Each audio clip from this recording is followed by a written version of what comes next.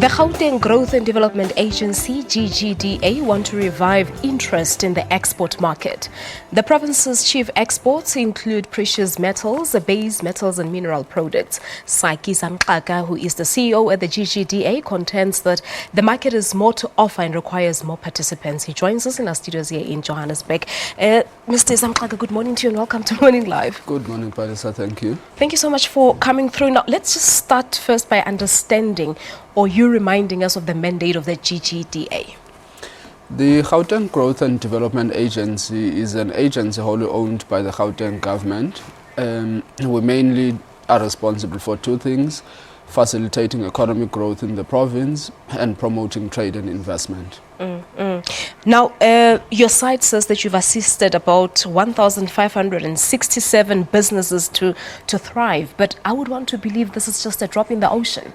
Indeed, that's through our Gauteng Investment Center. It's based in Sentin on 1 Sentin Drive.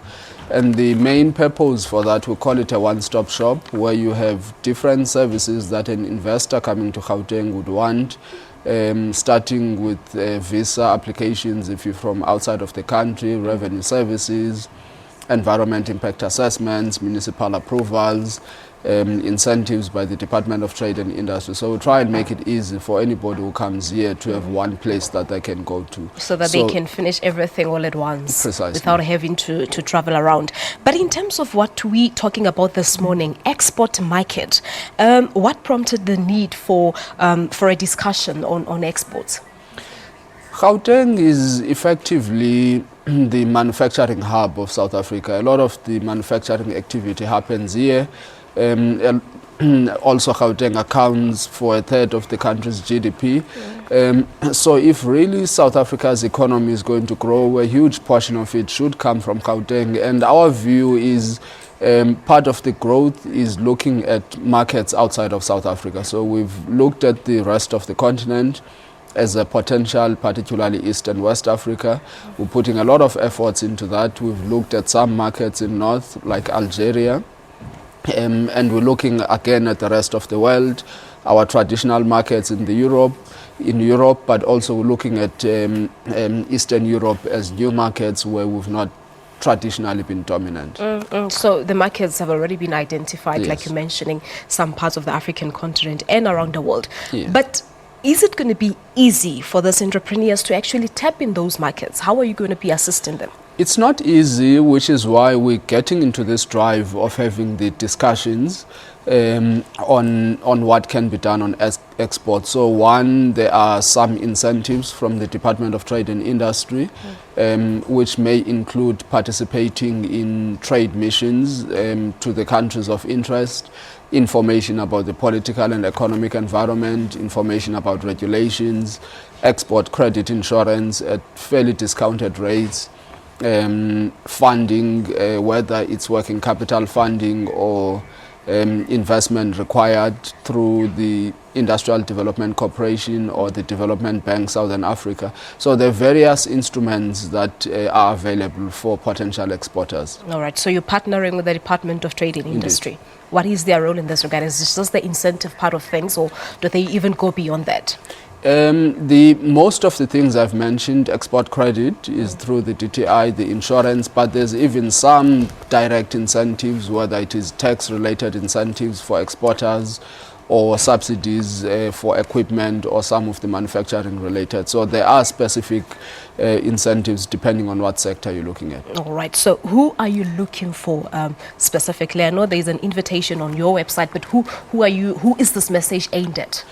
The ideal exporter is a South African business that already is in operation, has a market in South Africa and wants to grow. Exports by their very nature have certain difficulties about them. Firstly, you have to establish into a market you don't know. There are logistics costs. You have to understand the market that you're getting into. So it's often difficult for a startup to start into an export market unless it's a very high value product that is can easily absorb those kinds of costs. Because I actually wanted to ask, what about people who are interested in this sector but do not know how to go about? So you're not looking at unearthing such businesses, you're looking for the already developed businesses. That's what I'm saying. The ideal one are businesses that are already existing, but you may find somebody who produces a product that is very niche and could potentially take on outside of the South African market much easier than it can even here. Or maybe you think that the South African market is saturated, but as I'm saying, there are naturally costs into exporting. So it would be I wouldn't advise a person to export into a market they, for example, have not physically been into. So you need to go there, you need to talk to people, understand the market. So even before you send the first product, there's going to be costs. So for a person who's starting up, it can be difficult. It is not impossible. You can start, but it's also important that as you get into it, you know exactly what you are dealing with. So you're going to need a bit of funding, whether it's your own cash or borrowed. So you need a bit of funding to carry you through until you can generate the cash flows. So you've got to understand the ins and outs of this industry before. But generally, how can people interact with the GGDA in this regard? We hold some of these sessions where we invite people to come and talk about exports. We partner with the DTI in doing some training where you can know the ins and outs of where you start, what you need to do to export, what is available. We make those invitations public, but if anybody misses them, you can go to our website, www.ggda.co.za, send us an email, and then we'll either answer your questions or invite you into the next sessions. All right. And I made a mention on my introduction that your chief exports here in the province include metals. Yes. But what products are you looking into specifically in this regard? Currently, the two sectors we prioritized. The first one is retail related. One, because we have a lot of South African retailers that are outside of South Africa, so they offer a platform. So we're saying those things that they import into those countries, we want them to buy in South Africa as much as they can, and those things that they can produce in the countries where they operate, that they produce them there. So that was the one part. The other one is capital equipment.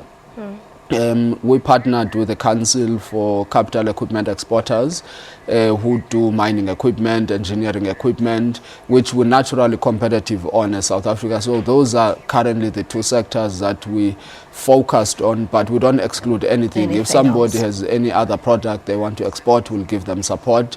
But for us, we focused on those sectors we think are labor absorbing, because we're doing all of this to have a backward benefit for Gauteng, which is employment growth and economic growth. All right. No, we'll leave it at that, Mr. Zamxaka. Thank you so much. Thanks, Balis. Thank you very much indeed. That's the Chief Executive Officer of the Gauteng Growth and Development Agency, Saki Zamxaka, telling us about just one aspect of the work of this diverse agency, whose key purpose is to ensure a smooth introduction into business for those who seek that help. So for more on this, there is the website on your screen, www.ggda.co.za, or you can go to Twitter, their Twitter handle at the GGDA, for more information. Let's quickly take a break here on Morning Live. When we come back, we'll give you 7 o'clock news bulletin.